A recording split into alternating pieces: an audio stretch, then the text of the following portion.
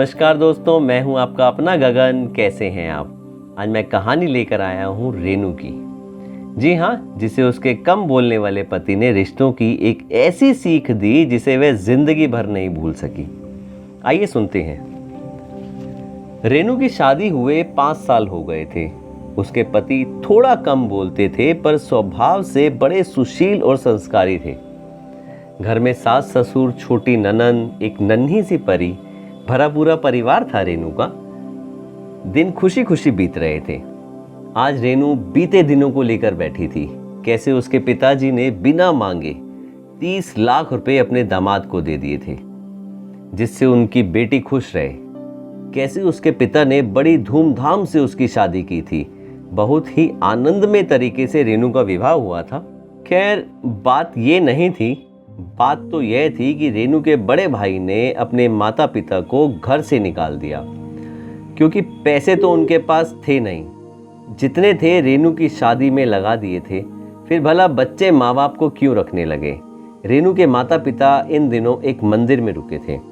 रेनू आज उनसे मंदिर में मिलकर आई थी और बड़ी उदास रहने लगी थी। आखिर लड़की थी, अपने माता पिता के लिए दुख कैसे नहीं होता। कितने नाजों से पाला था उसके पिता ने। उसके पिताजी ने बिल्कुल गुड़िया बनाकर रखा था। आज वही माता पिता मंदिर के किसी कोने में भूखे प्यासे पड़े थे। रेनू अपने पति से बात करना चाहती थी। वो अपने माता पिता को घर लाना चाहती थी, पर वो हिम्मत नहीं कर पा रही थी, क्योंकि उसके पति कम बोलते थे, अधिकतर चुप ही रहते थे। जैसे तैसे रात हुई। रेनू के पति व पूरा परिवार खाने की टेबल पर बैठा था। रेनू की आंखें सहमी हुई थी। उसने डरते हुए अपने पति से कहा, सुनिए जी, भैया भाभी ने मम्मी पापा को घर से निकाल दिया है। वो मंदिर में पड़े हैं। आप कहें तो मैं उन्हें घर ले आऊं। रेनू के पति ने कुछ नहीं कहा और खाना खत्म करके अपने कमरे में चला गया। सब लोग अभी तक खाना खा रहे थे, पर रेनू के मुख से एक भी निवाला नीचे नहीं उतरा था। उसे बस यही चिंता सता रही थी कि अब क्या होगा। इन्होंने भी कुछ नहीं कहा। रेनू रुहासी सी आंख लिए सबको खाना परोस रही थी।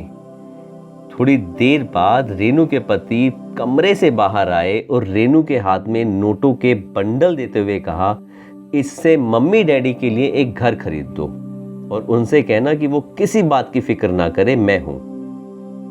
रेनू ने बीच में बात काटते हुए कहा, आपके पास इतने पैसे कहां से आए जी? रेनू के पति ने कहा, ये तुम्हारे पापा के दिए पैसे हैं, मेरे नहीं थे, इसलिए मैंने आज तक इन्हें हाथ नहीं लगाया। वैसे भी तुम्हारे पापा ने मुझे ये पैसे शादी पर जबरदस्ती दिए थे। शायद उनको पता था कि एक दिन ऐसा जरूर आएगा। रेनू के सास ससुर अपने बेटे को गर्व भरी नजरों से देखने लगे और उनके बेटे ने भी उनसे कहा, माँ बाबूजी, मैं सही कर रहा हूं ना? उसके माँ बाबूजी ने कहा, बेटा, बड़ा नेक ख्याल है। हम तुम्हें बचपन से जानते हैं। तुझे पता है, अगर बहू के माता पिता इस घर में आ जाते तो शायद वो शर्म से सर नहीं उठा पाते और जी भी नहीं पाते। इसलिए तुमने अलग घर दिलाने का फैसला किया है। और रही बात इस दहेज के पैसे की, तो हमें कभी इन पैसों की जरूरत ही नहीं पड़ी, क्योंकि तुमने हमें कभी किसी चीज की कमी नहीं होने दी। खुश रहो बेटा, खुश रहो बेटा। यह कहकर रेनू और उसके पति को छोड़कर सब सोने चले गए। रेनू के पति ने फिर कहा, अगर और पैसों की जरूरत हो तो मुझे बता देना, और अपने माता पिता को बिल्कुल मत बताना कि घर खरीदने के पैसे कहां से आए हैं। कुछ भी बहाना कर देना, वरना वो अपने दिल ही दिल में खुद को कोसते रहेंगे।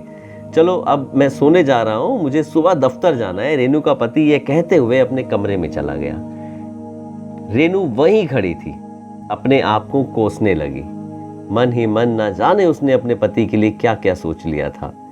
मेरे पति ने दहेज के पैसे लिए हैं, वो मदद करेंगे या नहीं करेंगे?